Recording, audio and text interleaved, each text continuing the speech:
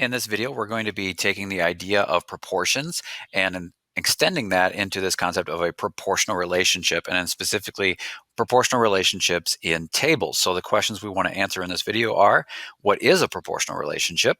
What does a proportional relationship look like in a table? Can I identify if a table of values is a proportional relationship? And how do you create a table for a proportional relationship? So first of all, what is a proportional relationship? A proportional relationship is when you have two things that are related by a constant or equivalent ratios. So the relationship between the two things is always a constant ratio. So an example of a proportional relationship would be if Jordan earns $5 per hour raking leaves.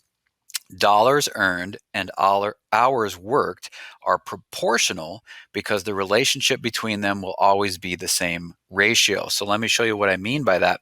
When you look at the number of hours that Jordan works and the number of dollars that Jordan earns, this ratio will always be the same. So if Jordan works 1 hour, he earns $5. If he works 2 hours, he earns $10, and so on. So these are all the pairs of values that Jordan will earn for any number of hours. So that's the relationship we're looking at here.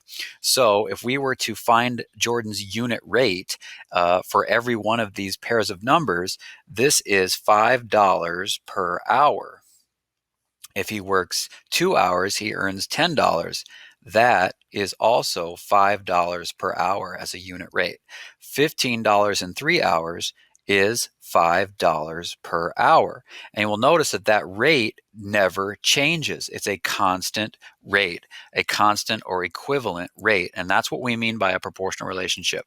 When the two things that we are comparing have a constant unit rate, that is a proportional relationship. So that's what we're going to be talking about. It's also important to note that every relationship will have two variables: an independent variable and a dependent variable. It's very important to know the difference between these two types of variables.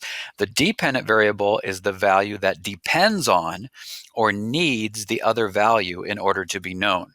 So it's important to be able to identify which one is which in a relationship, because that's how we're going to find our constant rates. And we're going to use that a little bit more later on in other lessons.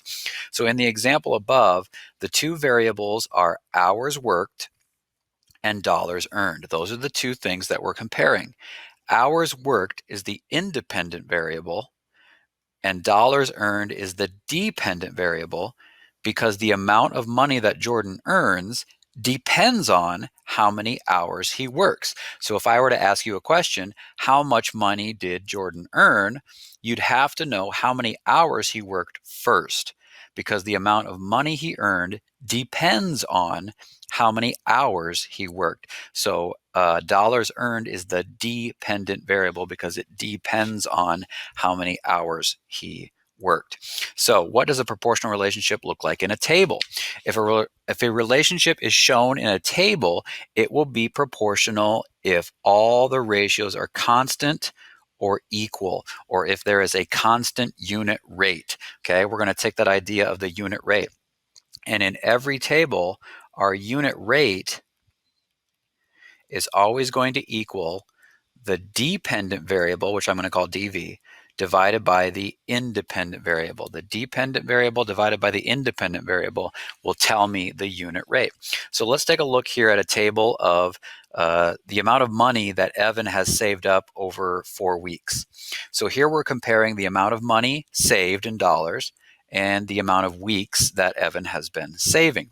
So I have here that weeks is the independent variable and dollars is the dependent variable, because the amount of dollars that Evan saves depends on how many weeks he's been saving. So if I were to ask, how much money has Evan saved? You'd have to know how many weeks he's been saving first. So weeks is the independent variable and dollars is the dependent variable. So when I'm finding my unit rate, I'm going to take the dependent variable divided by the independent variable. So here, $20 divided by 1 week is $20 per week. That's my unit rate. And the next one, $40 divided by 2 weeks is $20 per week.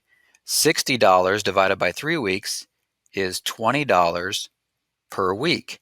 And $80 divided by 4 weeks is $20 per week. So Jordan's savings is constant. It's never changing. It's always $20 per week. So we would say this is a proportional relationship because all of the ratios in the table form a proportion. They're all equal. Let's look at Darren's savings. Darren's savings are, again, weeks and dollars is our dependent variable, and weeks is still the independent variable. So if I find my unit rates, I'm going to take the dependent variable divided by the independent variable. This $10 in 1 week, that's $10 per week. $40 in 2 weeks is $20 per week. $45 in 3 weeks is $15 per week. And $60 in 4 weeks is $15 per week. Now, not all of these ratios are the same. They are not the same unit rate. The rate is not constant. It's not equal. These are not equal to each other, even though these last two are. Not all of them are equal. So this is not a proportional relationship. Not all the ratios in this table form a proportion. So it is not proportional. So that's how we can identify a proportional relationship in a table. See if all of the ratios are equal, or see if they all have a constant, unchanging unit rate. So let's take a look at these tables and determine if they are proportional or not. So here we've got a table of tickets and the cost for any number of tickets here. So what we're going to do is find our unit rate. So our unit rate is going to be the dependent variable divided by the independent variable. And here the number of tickets determines the number or the amount that they cost. So again, our cost is the dependent variable and our tickets are the independent variable because the cost depends on how many tickets I buy. So for this first relationship, $12 for 4 tickets, 12 divided by 4, that's $3 per ticket. Next one, I have $18 for 6 tickets. That's going to be 18 divided by 6, and that's $3 per ticket. And lastly, it's $24 for 8 tickets. So 24 divided by 8 is $3 per ticket. So you can see that the unit rate here is unchanging. These are all equal. It's always $3 per ticket. So the cost is proportional to the number of tickets because there is a constant rate of $3 per ticket. There's a constant unit rate in this table of $3 per ticket. It's always $3 per ticket, no matter how many tickets we purchase. And let's look at this table. Here we have hours and miles that we've traveled. And the number of miles that we travel depends on the number of hours we're traveling. So miles is our dependent variable. So our unit rate is dependent variable divided by independent variable.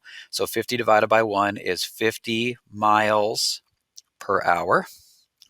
90 miles in 2 hours is 45 miles per hour. And 180 miles in 3 hours, 180 divided by 3, is 60 miles per hour. These are not all equal.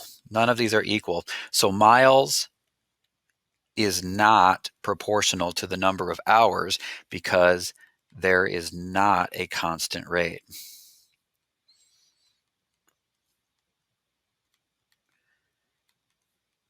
The speed throughout this table changes. The miles per hour is not a constant rate. So that is not a proportional relationship. And then let's take a look at this last one here.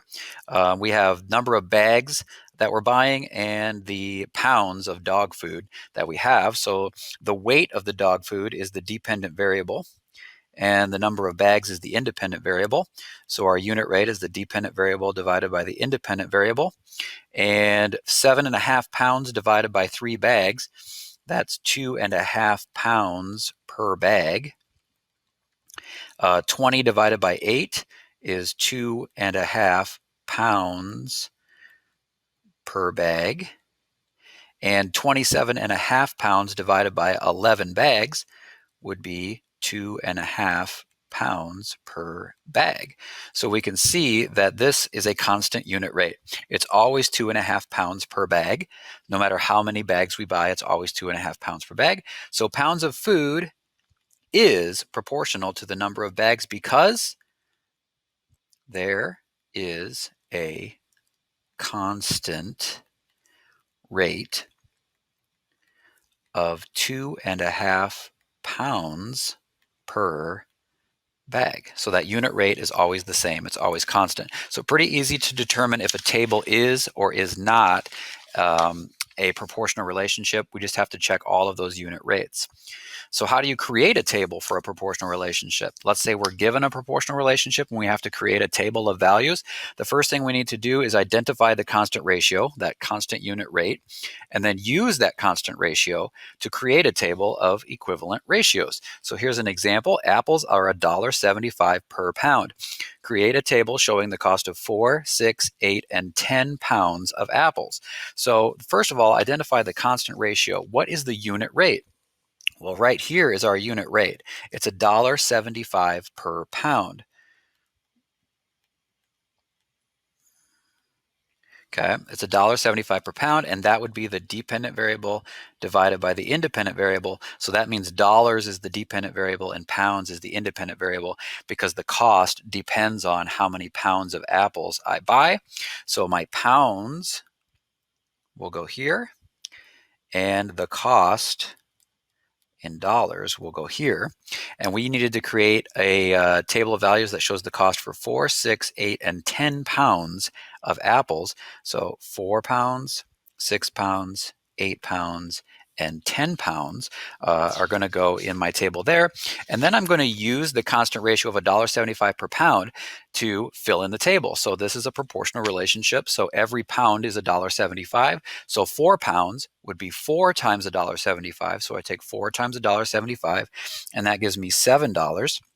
6 times $1.75 would give me $10.50. 8 times $1.75 would give me $14. Sorry, I should probably write these as money. And 10 times $1.75 would be $17.50. And there I've created a table of values that shows me the cost for 4, 6, 8, and 10 pounds of apples. Easy as that. Let's take a look at one more example. A brownie recipe requires 2 cups of flour to make 8 servings. Create a table to show how many cups of flour would be needed to make 4, 10, 12, and 15 servings. So again, we have to identify our constant rate or our unit rate. So it is, here's a ratio right here. It's 2 cups for 8 servings. 2 cups for every 8 servings.